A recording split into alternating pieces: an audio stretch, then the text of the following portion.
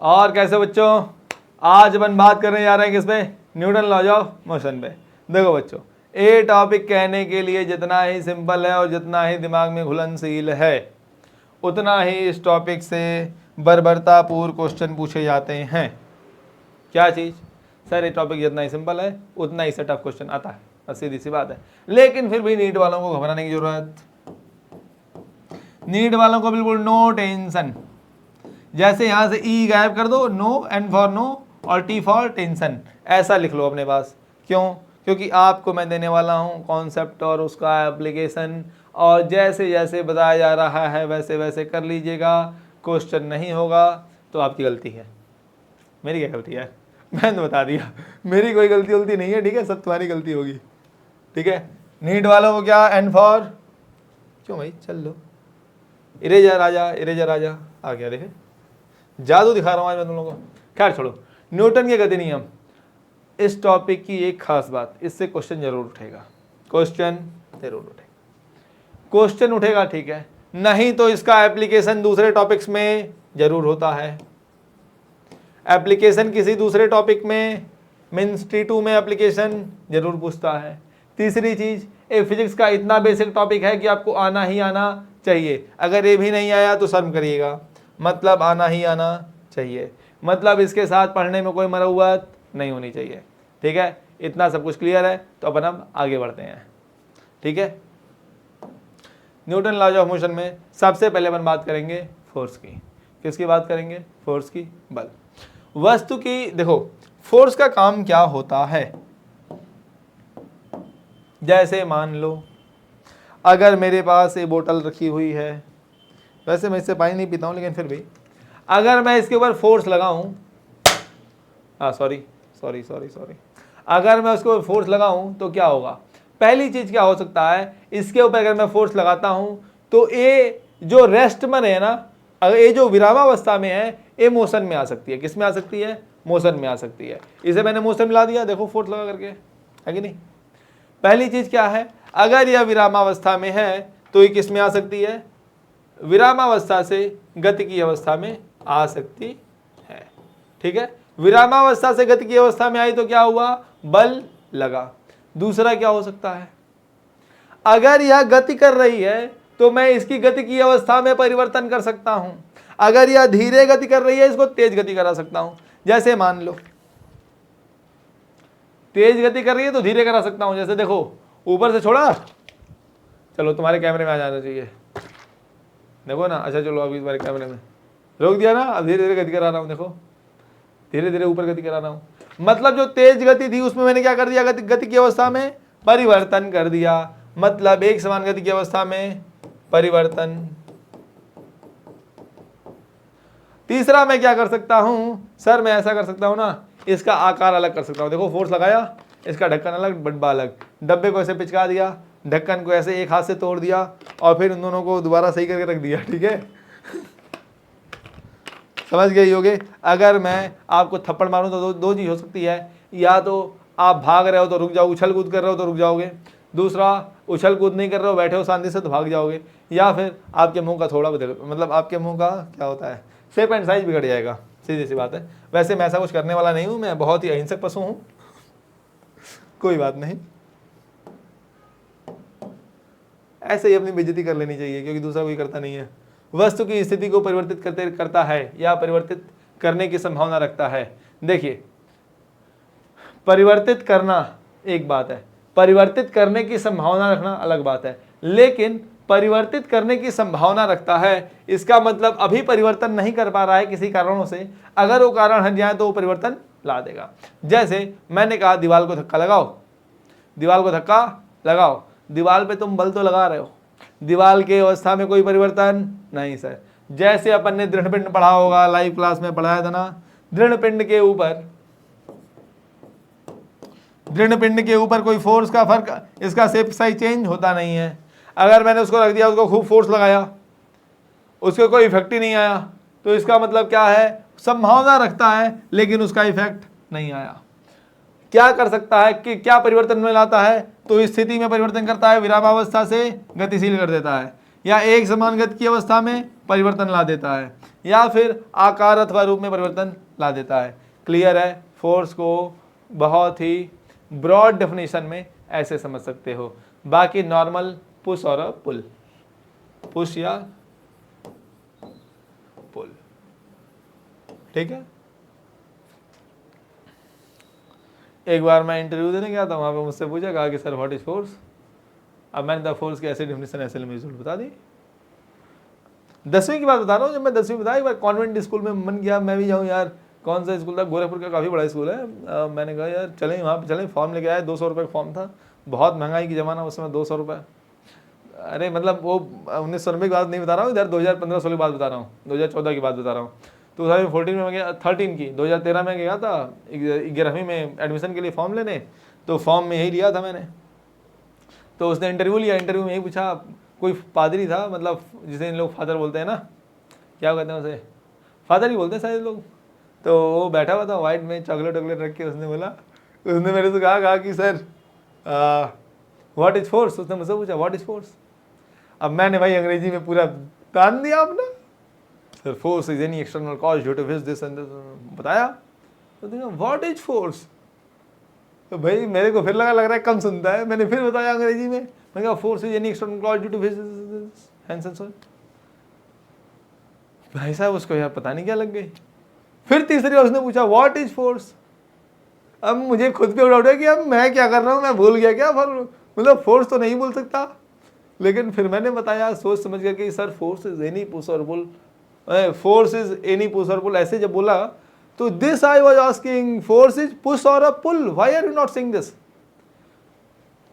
समझे? मतलब मैं उसे इतनी लंबी चौड़ी डेफिनेशन दे रहा था, उसे ही समझनी। जब मैंने बोला पुश और अ पुल, तब उसने कहा फोर्स इज अ पुश और अ पुल। अब मैं भाई यहाँ से थोड़ा सा सनका हुआ। उसके पास वो क्या कहते हैं, एक बड़ा कटोरा था, उसके ऊपर रखी थी चॉकलेट, उसके अंदर रखी थी चॉकलेट। शीशे का कटोरा था, बाहर से मुझे दिखाई दे रही थी, उसे भी दिखाई दे रही होंगी। उसके ऊपर बढ़िया रुमाल एक बढ़िया सजा के रखी हुई थी। ये लोग शौकीन होते हैं यार, बहुत ज़्यादा शौकीन। तो मैंने ऐसे वो रुमाल उतारी। अब जानो मेरा एडमिशन वहाँ क्यों नहीं हो सकता था। मेरे जो मेरी हरकतें थी वैसी ही थी। मैंने रुमाल यूँ उतारी और मैंने कहा sir neither I have pushed, ऐसे मतलब neither I have pushed nor I have pulled, ऐसे किया, neither I have pushed nor I have pulled, और ऐसे पकड़ के ऐसे दबा दिया। मैंने कहा but I have applied force. रुमाल ऐसे उतारी, मैंने कहा neither I have pushed nor I have pulled, ऐसे पकड़ा रुमाल को, ऐसे दबा दिया, मैंने कहा but I have applied force. वो यूं देख रहा था मुझे। खैर ब्रॉड कॉन्सेप्ट में ये है, छोटे से कॉन्सेप्ट में ये है, ठीक है। इकाई एन और मीटर पर सेकेंड स्क्वायर आप लोगों को मालूम है ही, इसे नोट कर लीजिएगा। आगे बढ़ते हैं। Got it? Kilogram force. देखो बाबू, किलोग्राम फोर्स क्या होता है? केजीएफ भी एक यूनिट है फोर्स की। क्या है सर? यह भी एक यूनिट है फोर्स की। एक कौन सी यूनिट है फोर्स की? जैसे 1 किलो की वस्तु के ऊपर धरती कितना भार, धरती कितना फोर्स लगाती है? 1 किलो की वस्तु के ऊपर धरती कितना फोर्स लगाती है? तो सर 1 kgf, 1 kgf, ठीक है। 1 किलो के ऊपर धरती कितना फोर्स लगाती है? तो 1 kgf। इसका मतलब हो जाता है कि 1 kg into G, that is 9.8 kilogram metre per second square. एक रफ आइडिया है इसका कि gravity KG metre per second square, gravity के अमाउंट, ठीक है। 1 kgf की मतलब समझे ना? 1 kgf मतलब कितना हुआ? 9.8 मीटर पर सेकेंड स्क्वायर, ठीक है। क्लियर है? ए भी क्या है? यूनिट ऑफ फोर्स की। कभी कभी नीट वालों के लिए ये चीज़ें इंपॉर्टेंट हो जाती हैं यार, छोटे छोटे चीज़ें दोनों में उलझा के रख देता है कभी कभी। हाँ, मौलिक बल, फंडामेंटल फोर्सेस। फंडामेंटल फोर्सेस के बारे में जान लीजिए, बहुत ही बेसिक सी बात है, ज़्यादा कुछ बात नहीं। फंडामेंटल फोर्सेस मतलब वह बल जो फंडामेंटल मूल रूप से प्रकृति में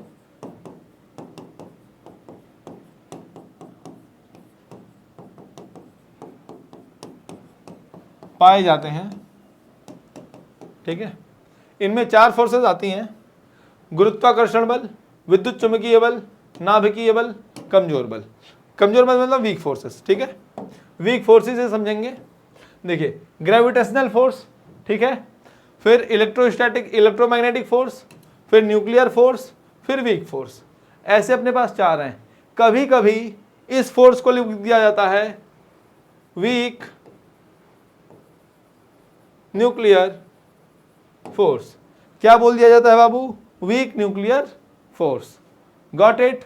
यस सर, समझ गए। कभी कभी इसे बोल दिया जाता है weak Van der Waals force. Weak Van der Waals force. Van der Waals की स्पेलिंग वी होती है कि वैंडरवाल? हाँ, वैंडरवाल, वैंडरवाल फोर्स। कभी कभी इसे बोला जाता है वीक वंडरवाल फोर्स, कभी कभी वीक न्यूक्लियर फोर्स, दोनों बोला जाता है। ठीक है, देखो इसका मतलब क्या है। सबसे कमजोर कौन होता है? 10⁻⁻12। उसके बाद कौन होता है? इलेक्ट्रोस्टैटिक। देखो बात समझो, मैं पांचों लिख देता हूं, कभी कभी ऐसा होता है। ठीक है, पांचों लिख देता हूं। इसे Fg, इसे Fe, इसे Fn, इसे लिखता हूं Fw, इसे लिखता हूं Fwn। ठीक है, देखो जब सबसे स्ट्रॉन्गेस्ट कौन होता है? Nuclear force. उससे ज्यादा कमजोर कौन होता है? F weak nuclear force. उससे ज्यादा F इलेक्ट्रोमैग्नेटिक। उससे ज्यादा F वंडरवॉल। उससे ज्यादा कमजोर की बात हो रही है, उससे ज्यादा कमजोर, सॉरी, सबसे ज्यादा मजबूत न्यूक्लियर फोर्स, फिर F वीक न्यूक्लियर फोर्स। उसके बाद वीक कौन सा है? Electromagnetic force, F electromagnetic EM। ठीक है, F Van der Waals weak Van der Waals force, FV लिख देता हूं, बढ़िया रहेगा, W ज्यादा हो रहा है ना। FV van der Waals. इसके बाद FG। ठीक है,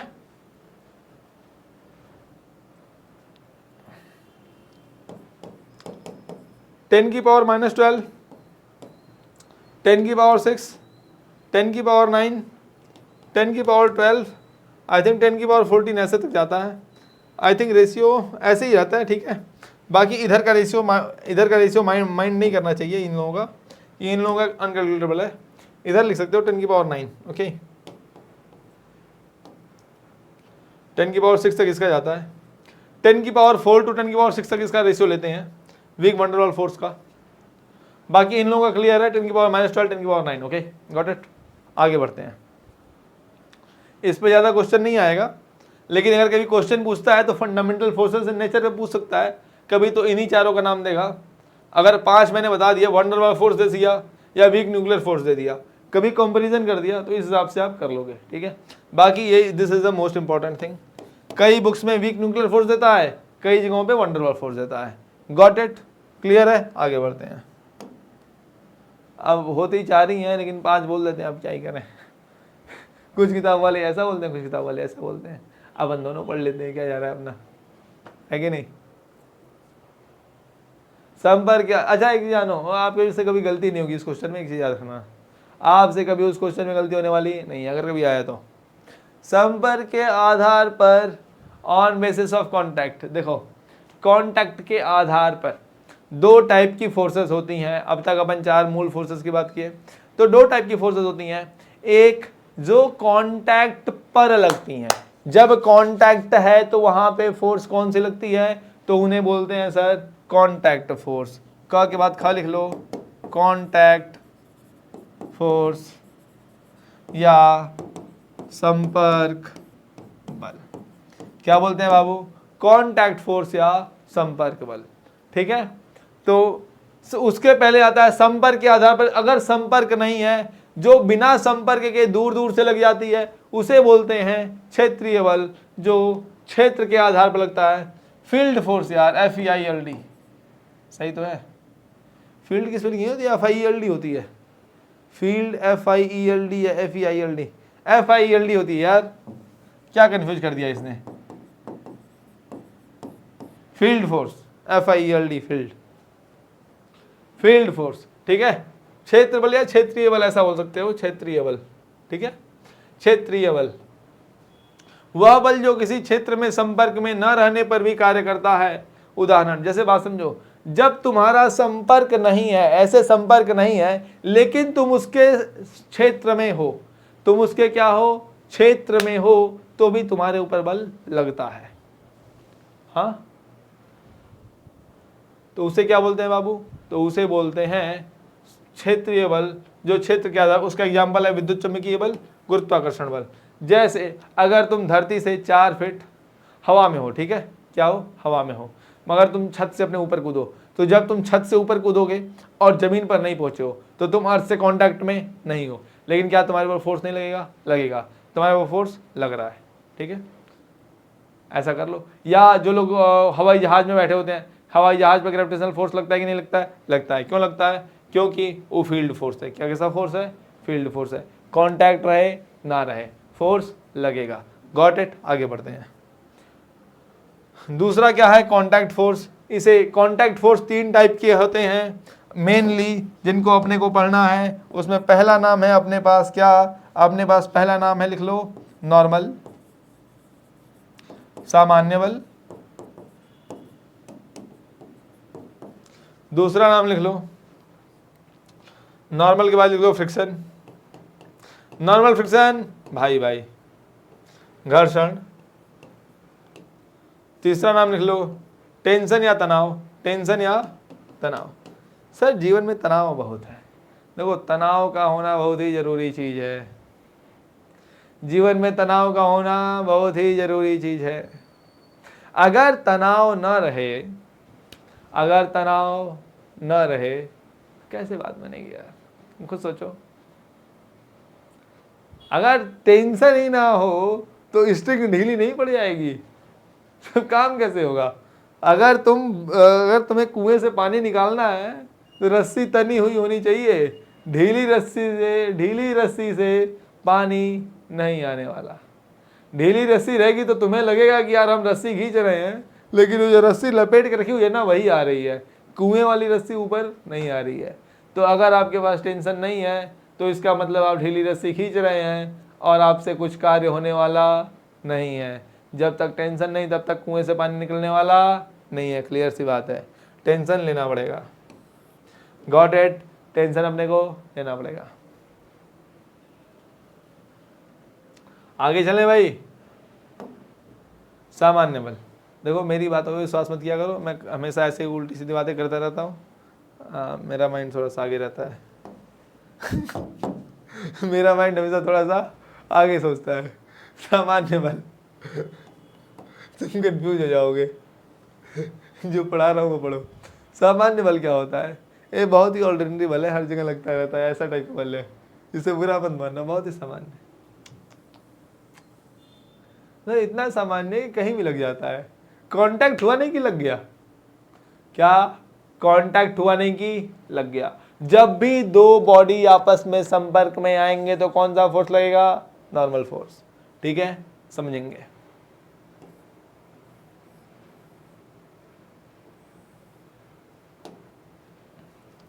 क्या चीज, ए ग्राउंड ने इसके ऊपर क्या लगाया, नॉर्मल लगाया, लगाया ना, हाँ क्लियर लगाया। ठीक है, अगर दो फोर्सेस ऐसे ऐसे हैं,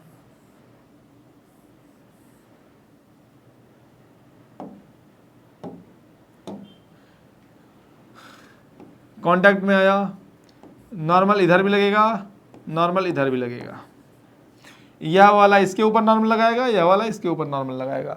नॉर्मल की वैल्यू अल्टर कर सकती है, नॉर्मल 0 से लेके 1000, 10,000, लाख, 10 लाख तक हो सकता है। सॉरी, यहां पे भी नॉर्मल लगेगा, यहां पे ए वाला जो बॉक्स है ना, ए भी उसके ऊपर नॉर्मल लगाएगा।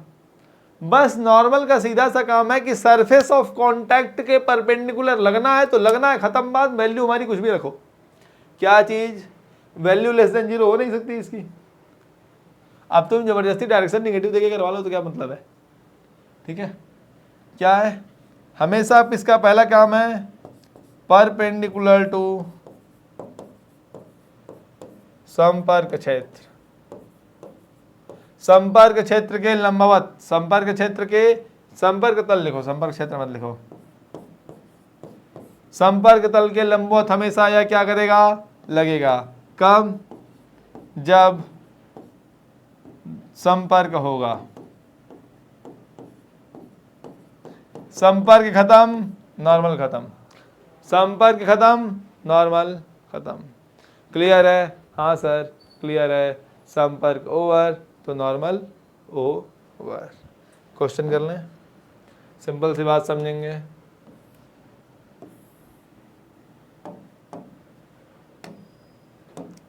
ये सब मत दिमाग लगाओ कि ग्रेविटी को ग्रेविटी को ओवरकम करने को लगेगा इसको, वो सब बात की बातें हैं, वो सब क्या है बात की बातें हैं। अभी केवल सिंपल समझो, यहाँ पे मैंने एक बॉक्स बनाया, ऐसे बनाया, ऐसे बनाया, चलो नॉर्मल लगाओ, बॉक्स 1, बॉक्स 2, बॉक्स 3, बॉक्स 4। चलो देखो एग्जाम क्वेश्चन देखो ध्यान से। 2 वाले के ऊपर नॉर्मल लगाया 1 ने, normal one two due to 1, normal 2 के ऊपर 1 के द्वारा n टू 1, 2 ने नॉर्मल लगाया 1 के ऊपर, normal on 1 due to 2। Clear है? Yes sir. Normal on 4 due to 1, normal on 1 due to 4, normal on 3 due to 1, normal on 1 due to 3। समझ गए? 1 2 3, 3 इंटू 2 6 नॉर्मल्स यहाँ पे एक्ट कर रहे हैं। क्लियर सी बात है, समझने की आपको ज़रूरत है। इनकी वैल्यूज़ आपस में अप एंड डाउन होगी, क्या होगी वो बात की बात है। नॉर्मल ऐसे लगता है, ये जान जाओ नॉर्मल लगाने में गलती नहीं होनी चाहिए। क्या इसके बीच में नॉर्मल लगेगा? नहीं सर, कोई कांटेक्ट ही नहीं है। अगर कांटेक्ट हो जाए तो लगेगा। क्लियर है? हाँ सर क्लियर है। हाँ आगे बढ़ते हैं। तनाव बल। तनाव बल क्या होता है बच्चा? तनाव बताया तो अभी, तनाव जीवन में तनाव का होना बहुत ही जरूरी है। तनाव नहीं तो काम नहीं, बिना टेंशन के बिना तनाव के कोई काम नहीं होता है। खुद सोचो ना, अगर तुम इतनी टेंशन ना लो पढ़ाई की तो क्या तुमसे कुछ होने वाला है? नहीं सर। अच्छा सुनो, गीता में एक सिद्धांत आजकल बहुत लोग बताते हैं, जिन्होंने कभी पढ़ा नहीं ना है, जिन्होंने पढ़ा नहीं है वो लोग ऐसे बताते हैं, कर्म किए जा फल की इच्छा ना करे इंसान। ये है गीता का ज्ञान, यही उन लोगों का सिद्धांत है। मतलब तुम खुद सोचो, नॉर्मल मैं ज़्यादा बड़ी बात नहीं करता हूँ, नॉर्मल माइंड की बात करता हूँ कि तुम जॉब करो। व्हाट? तुम जॉब करो, सैलरी एक्सपेक्टेशन ना करो। ये नॉर्मल मतलब क्या क्या बात कर रहे हो? नॉर्मल तुम्हारा दिमाग नॉर्मल है? कर्म किए जा, जॉब किए जा, फल की इच्छा, सैलरी की इच्छा ना करे इंसान। ये है गीता का ज्ञान। क्या फालतू बेवकूफों की बात कर रहे हो यार?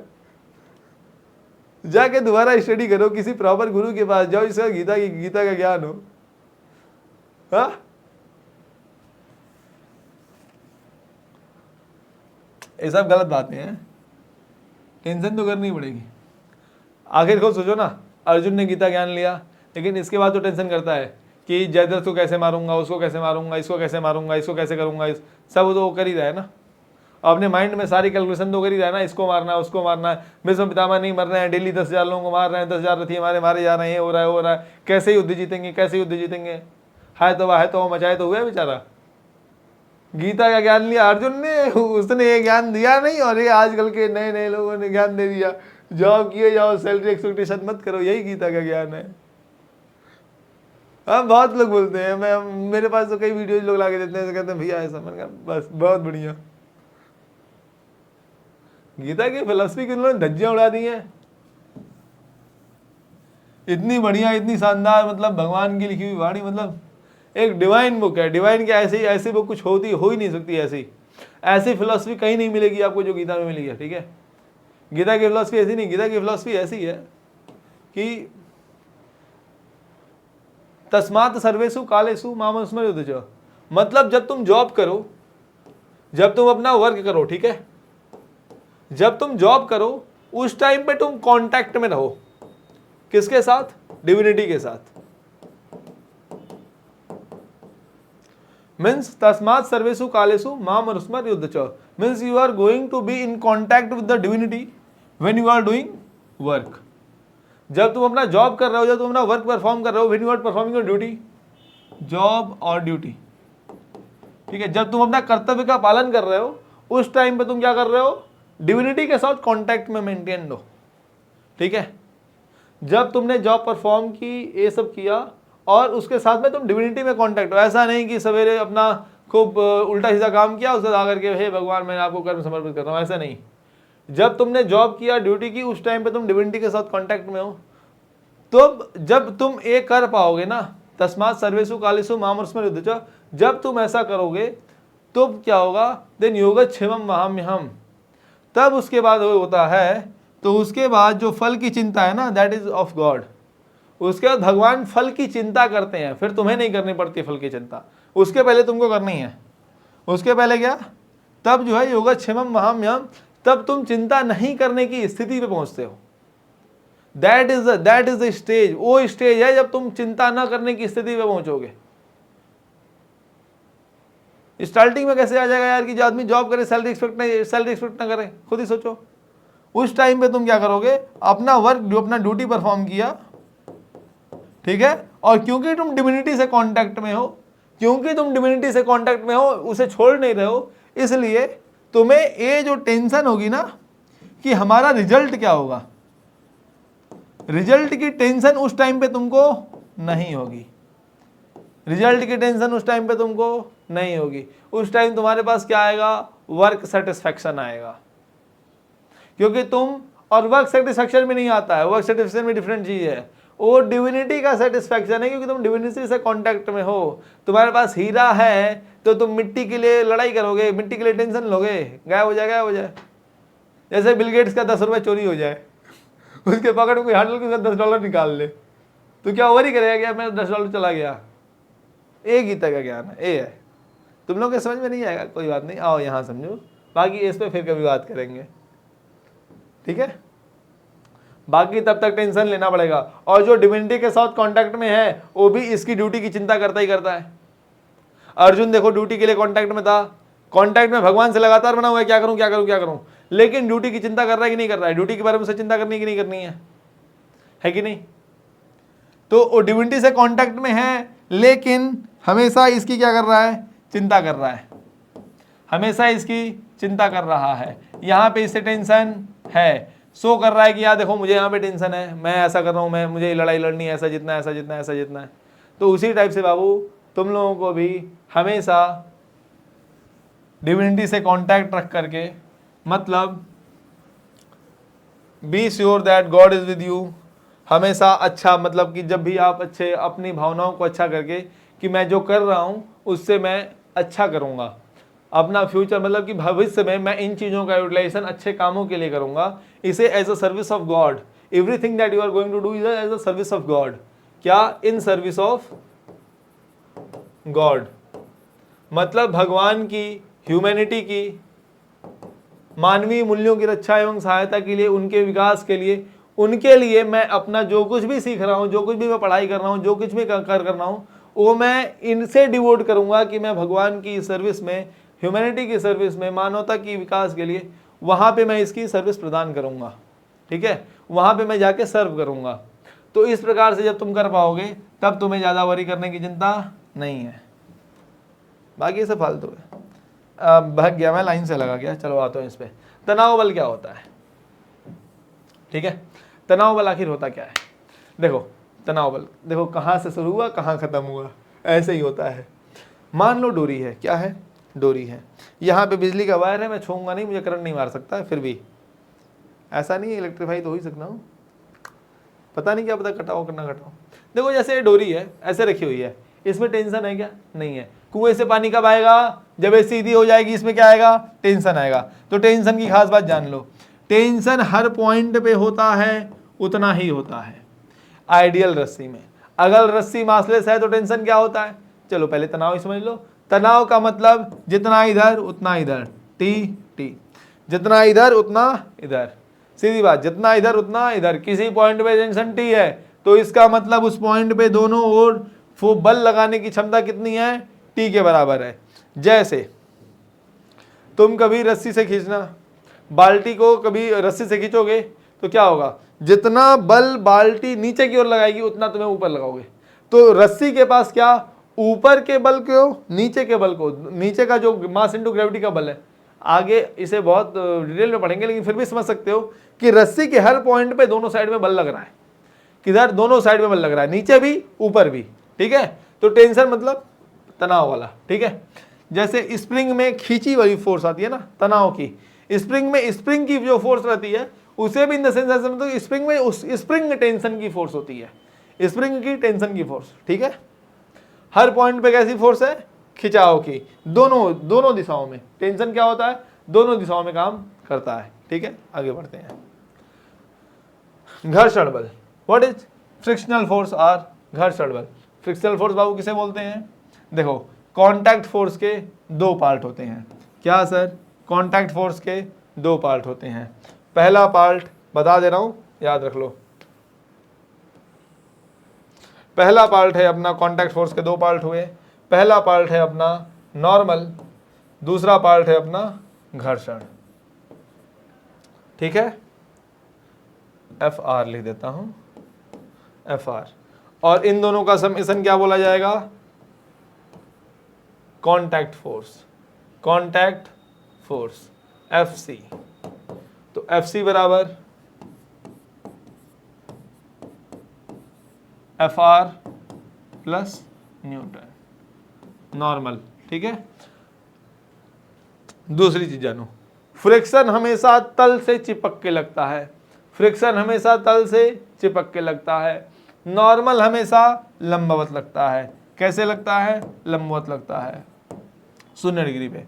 फ्रिक्शन हमेशा तल के चिपक के लगता है, या इधर आगे लगेगा या पीछे लगेगा, वो बात की बात है, फ्रिक्शन में पढ़ लेंगे। आगे लगेगा पीछे लगेगा कैसे भी लगेगा, ये हमेशा तल से सटे हुए लगेगा, और नॉर्मल हमेशा लंबवत लगेगा। सीधी बात, क्लियर है। आगे बढ़ते हैं। गति का तीसरा नियम, क्रिया प्रतिक्रिया बल। देखो अपन पहले न्यूटन फर्स्ट लॉ पढ़ेंगे, सेकंड लॉ पढ़ेंगे, थर्ड लॉ पढ़ेंगे, लेकिन अपन सबसे पहले थर्ड लॉ ही पढ़ लेते हैं। क्या है, इंटरनल फोर्सेस के लिए ये लॉ बना था। किसके लिए बना था, इंटरनल फोर्सेस के लिए। किसके लिए, आंतरिक बल के लिए।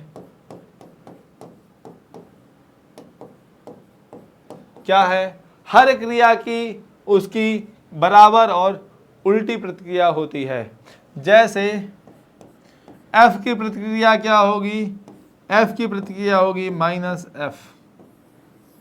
इसे क्या बोलेंगे, क्रिया, इसे क्या बोलेंगे, प्रतिक्रिया। जैसे अगर मैं आपको एक थप्पड़ मारूंगा तो आपको मुझे कुछ और करने की जरूरत नहीं है, आपके गाल ने मेरे हाथ पे उतना ही बराबर चोट लगाया है, ठीक है। आपके हाथ, आपके गाल पे ज़्यादा मालूम हुआ कोमल है, मेरा हाथ मजबूत है, थोड़ा सा कोमल ही है लेकिन उतना मतलब मजबूत है यार, तुम लोग ज़्यादा मजबूत है, गाल से ज़्यादा ही है यार। आगे बढ़ते हैं, ठीक है, क्लियर है ना। हाँ, हंसते खेलते समझने की बात है कि क्रिया करेंगे तो उसकी प्रतिक्रिया आएगी। अब देखो इंटरनल फोर्सेस में इसका नियम ऐसे लागू होता है कि जो टेंशन फोर्स है ना, टेंशन वाली फोर्स, या बाकी कभी भी जब सिस्टम के अंदर की फोर्स होगी, जैसे बता ही देता हूं, जैसे जो टेंशन फोर्स थी, ये इंटरनल फोर्स है, ये अपनी रस्सी के अंदर की फोर्स लग रही है ना, इसका मतलब ये इधर भी लगेगी तो इधर भी लगेगी, टेंशन टेंशन बराबर होंगी, एक टेंशन दूसरे टेंशन के माइनस। जैसे 81 है 82 है, मान लो यहाँ पे टेंशन लग रही है 81, यहाँ लग रही है 82, तो T1 is equal to minus T2। Clear है, हाँ सर क्लियर है। उसी तरीके से जैसे इलेक्ट्रोस्टैटिक फोर्स में ये दो पिंड है, अपना चार्जेस हैं Q1 Q2, तो F(1) ड्यू टू 2, सॉरी, अगर Q2 के ऊपर लग रहा है F1 F2 और Q1 पर लग रहा है F1, तो F1 बराबर माइनस F2, ठीक है। इसका मतलब आपस में क्या होंगे, अपोजिट फोर्सेस। अगर धरती को मैं खींच रहा हूं और धरती मुझे खींच रही है, जैसे बात समझो, ये मैं हूं, ये धरती है, अरे मैं बहुत बड़ा हो गया हूं यार, देख नहीं रहे हो, मुझे धरती ने खींचा, धरती को मैंने खींचा, तो F E और F M क्या होंगे, एफ एम बराबर माइनस एफ ई। क्लियर है बच्चे? हाँ सर क्लियर है। Got it? आगे बढ़ते हैं। इसे क्या बोलते हैं? क्रिया प्रतिक्रिया का सिद्धांत, क्रिया प्रतिक्रिया का नियम, न्यूटन थर्ड लॉ, न्यूटन का तीसरा नियम, एन थर्ड। आगे बढ़े? Yes sir. निकाय बाबू सिस्टम किसे बोलते हैं? देखो सिस्टम मतलब जब भी दो या दो से ज्यादा पिंड आपस में एक दूसरे पर किसी भी प्रकार का प्रभाव डालेंगे, या तो वो दूर से प्रभाव डालने या सट के प्रभाव डालने, मतलब या तो आपस में संपर्क बल लगाएं या फिर असंपर्क वाला क्षेत्रीय बल लगाएं, किसी भी प्रकार से प्रभाव डाला। जैसे यहां पर अर्थ और मैं क्या है, प्रभाव डाल रहे हैं ना, तो ये सिस्टम है। क्या है? सिस्टम है। यह क्या है बाबू? प्रभाव डाला ना दूरी से, सिस्टम है। यह क्या है? सिस्टम है। आपस में क्या बन रहा है? सिस्टम बन रहा है। जैसे मैंने वेज लगाया, वेज के ऊपर एक बॉक्स रख दिया, यहां पे अब मैंने स्प्रिंग लगा दिया, कुछ भी कर दिया, यहां पे इसको लटका दिया, बांध दिया, कुछ भी कर दिया, उससे मतलब नहीं है। अगर प्रभाव डाल रहा है तो पूरा क्या है? एक सिस्टम। अगर मैंने ऐसे पुले लगाना शुरू किया 4-5,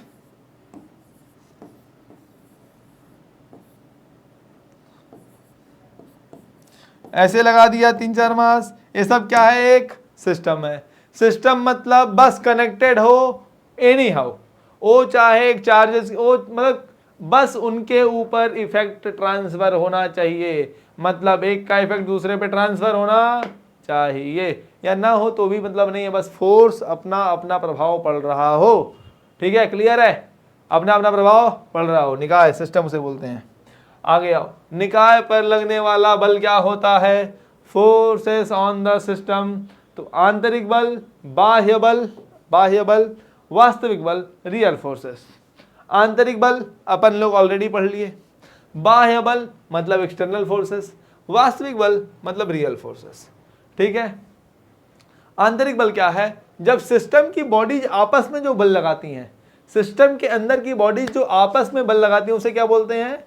इंटरनल फोर्सेस। जब एक्सटर्नल फोर्सेस, जैसे मान लो एक्सटर्नल फैक्टर जब बल लगाता है, जैसे सॉरी देखो ये सेलफोन है, सेलफोन के ऊपर ये ऐसे ब्लॉक रखा हुआ है, सेलफोन के ऊपर ब्लॉक रखा हुआ, एक सिस्टम है, इसने इसके ऊपर नॉर्मल लगाया, इसने इसके ऊपर बल लगाया, नॉर्मल लगाया। देखो इसने इसके ऊपर नॉर्मल लगाया, इसने बॉटल के ऊपर नॉर्मल लगाया, बॉटल ने इसके ऊपर नॉर्मल लगाया। That is a different thing. एक क्या है? इनका आपसी मामला है। लेकिन ग्रेविटी ने इसके ऊपर बल लगाया, ग्रेविटी ने इसके ऊपर बल लगाया, इसे काउंट करेंगे, ये सिस्टम से अलग है। हमने सिस्टम में केवल किसे माना है? मोबाइल को प्लस अपनी बॉटल को। ठीक है? जो हमारी बॉटल है कुछ डिफरेंट टाइप की बॉटल हो गई ना, कोई बात नहीं। अब नहीं बना तो नहीं बना, ड्राइंग कमजोर है मेरी। क्लास 6 में मैडम ने मुझे मारा नहीं, बस इतना गम है,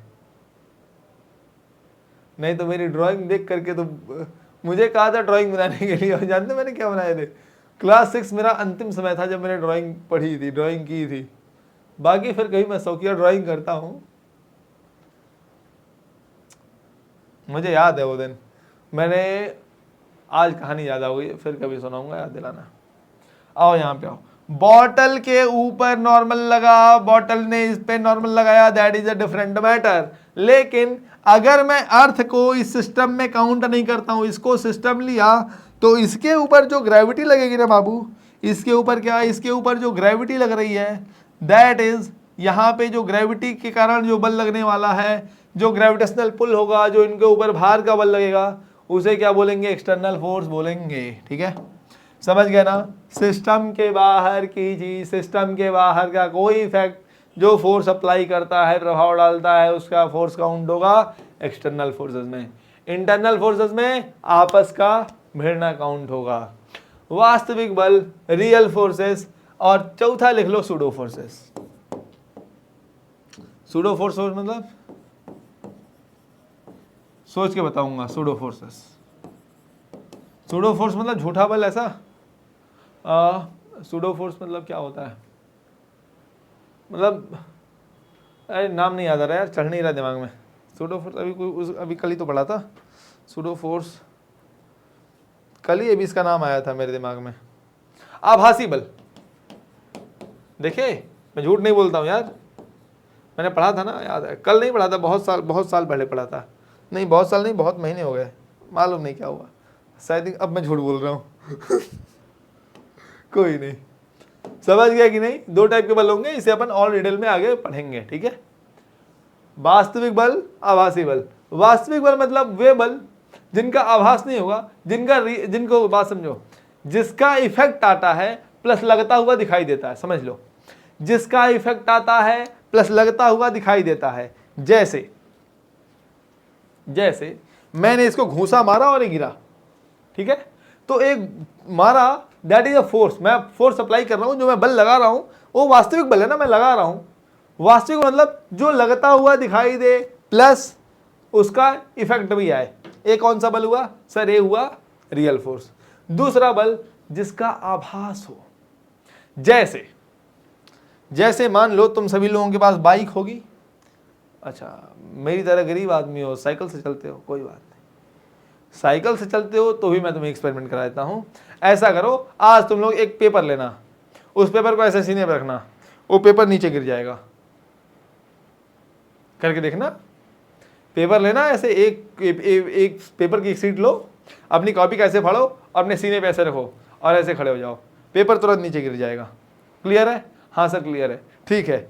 इस पेपर को ऐसे साइकिल जब अपनी स्पीड में लाना, साइकिल फुल स्पीड में आ जाए तुम्हारी, मतलब साइकिल बस अब तुम स्पीड, तुम कुछ मत करो, तुम साइकिल स्टार्ट करो और साइकिल पे 4 पेडल मारने के बाद सीने पे पेपर लगाओ और साइकिल को तेजी से स्पीड एक्सेलरेट करो, बहुत तेजी से चलाओ साइकिल को, देखो पेपर ऐसे चिपका रहेगा। तुमने कोई बल लगाया एक्स्ट्रा? नहीं सर हमने कोई बल नहीं लगाया, लेकिन पेपर चिपका हुआ है, पेपर के ऊपर अंदर की ओर बल लग रही है। इसका मतलब उसे क्या बोलते हैं? आभासी बल, जिसका इफेक्ट तो दिखे, जिसका इफेक्ट तो दिखे, लेकिन जिसका इफेक्ट दिखे लेकिन क्या, लेकिन वो दिखाई ना दे। जिसका इफेक्ट दिखे लेकिन वो दिखाई ना दे, मतलब आभास हो रहा है कि बल लग रहा है लेकिन दिखाई नहीं दे रहा। आगे बढ़े बच्चे? चलो बच्चों, आज के लिए बस इतना ही, ठीक है। कल का ये बहुत ही इंपॉर्टेंट टॉपिक है फ्री बॉडी डायग्राम, इसे अपन लोग कल से स्टार्ट करेंगे, ठीक है। ये बहुत ही इंपॉर्टेंट टॉपिक है, इसलिए आज मैं यहीं एंड कर रहा हूँ, क्योंकि इसमें कम से कम लगेगा आधा घंटा। और आप लोगों से यही उम्मीद करता हूँ कि अब तक जो मैंने कुछ बताया है उसे अपने दिमाग में थोड़ा सा डिजॉल्व कर लीजिए। ये बेसिक कॉन्सेप्ट्स हैं जो आप लोगों को आने चाहिए। ऐसा नहीं है कि अपने को केवल कॉन्सेप्ट एप्लीकेशन बता रहा है और अपना थियरी पार्ट 0/100 रहा है, इनका भी काफ़ी ज़रूरत पड़ता है, तो इसलिए आने ही आने चाहिए। इस वीडियो को एक बार गो थ्रू कर जाइएगा, जो इंपॉर्टेंट पॉइंट्स हैं उनकी नोट्स बना लीजिएगा। बाकी तब तक के लिए बाय बाय, थैंक यू, मिलते हैं फिर कभी।